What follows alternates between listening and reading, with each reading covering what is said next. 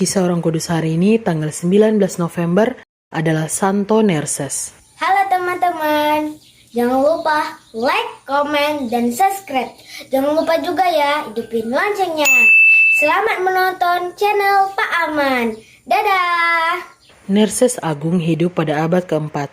Ia adalah seorang patriark dari Gereja Katolik Armenia. Gereja Katolik Armenia sering juga disebut dengan Katolikos.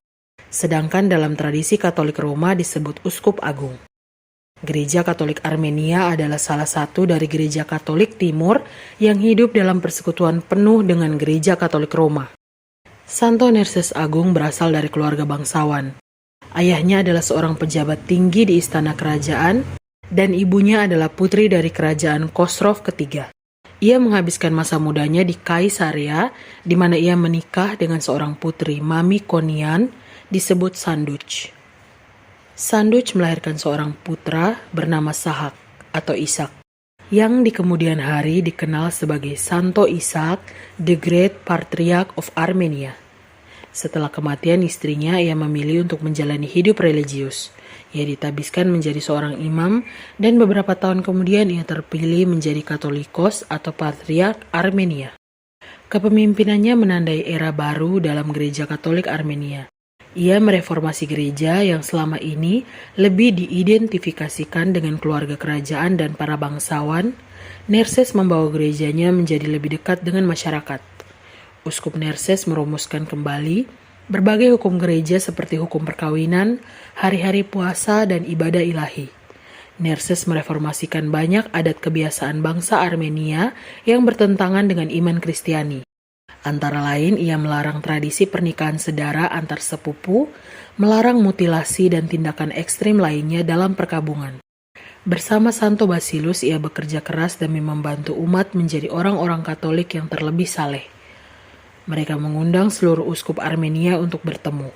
Mereka ingin membantu para imam dan umat tumbuh dalam kekudusan. Uskup Nerses menjunjung tinggi panggilan biarawan.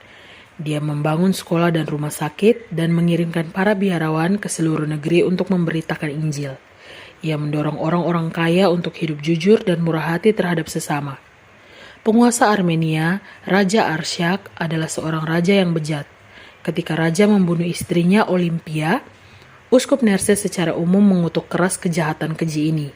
Raja kemudian mengusir Uskup Nerses dari keuskupannya dan mengasingkannya. Konon Nerses diasingkan di Edessa. Raja Arshak kemudian menunjuk seorang patriark lainnya untuk Armenia.